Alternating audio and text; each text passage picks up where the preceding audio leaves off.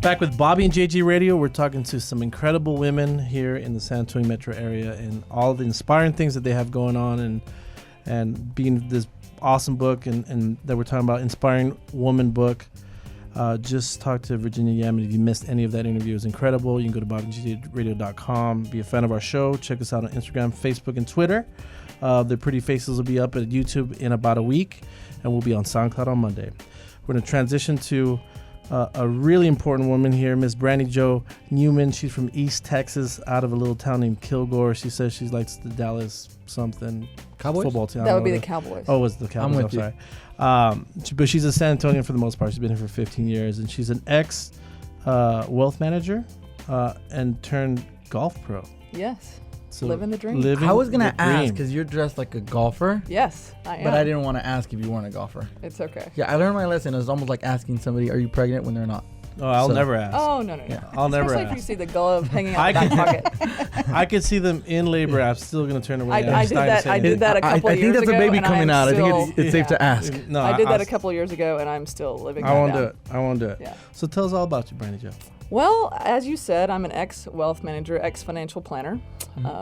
I worked with Guardian here in San Antonio. I worked with One America here in San Antonio, and ended up selling my practice last year, about 85% of it, to go back to my original dream of being a professional golf coach, golf instructor. Is that miniature golf? It is not miniature by any means. Okay.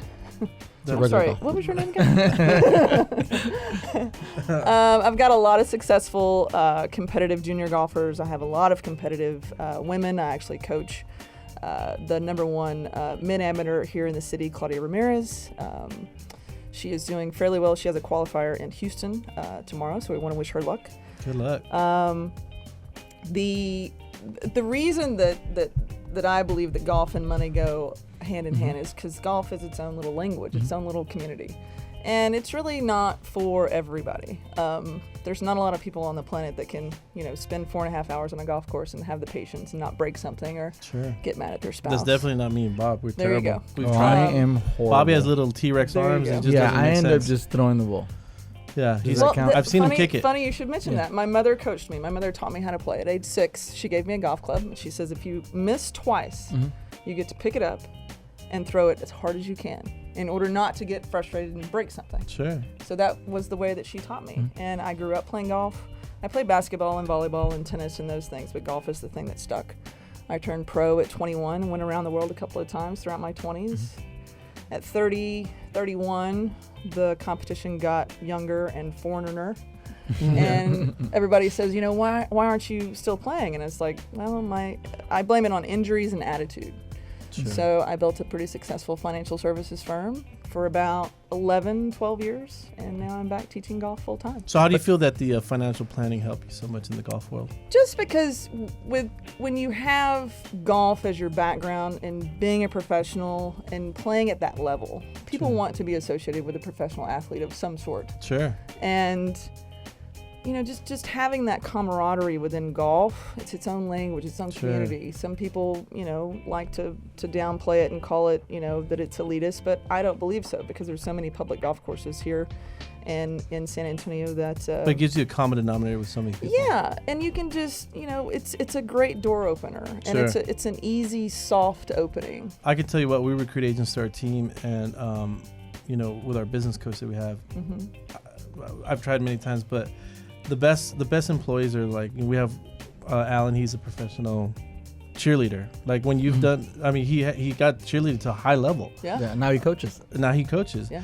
And I feel, I was a bander, but I did it at a high level. Bobby, miniature golf. We all got something. We all got something. JG's a professional mariachi. Mariachi. Yeah. Hey, that's something. It got started here. I have studs on my jeans. And stuff. Well, actually, I used golf to build my practice. I joined the North Chamber in 2002, 2003. They had a great director at that time. I cannot remember his name, but he was awesome at networking. And he gave me the directory list, and I would send out an email on Monday morning, and ask people to come play golf with me on Thursdays at Sunterra. It's awesome. And the first 3 people to sign up got the deal, and you could play once a month. You couldn't play all the time.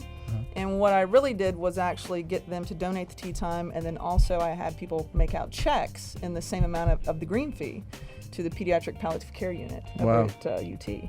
So it was a write-off, and it was also a deduction, and it was a great way to do some charity dollars too. So if we wanted to get some golfing lessons, like what's the steps to working with you? Well, you can call me. You can go online, BrandiJoNewman.com, and actually schedule a lesson. Okay.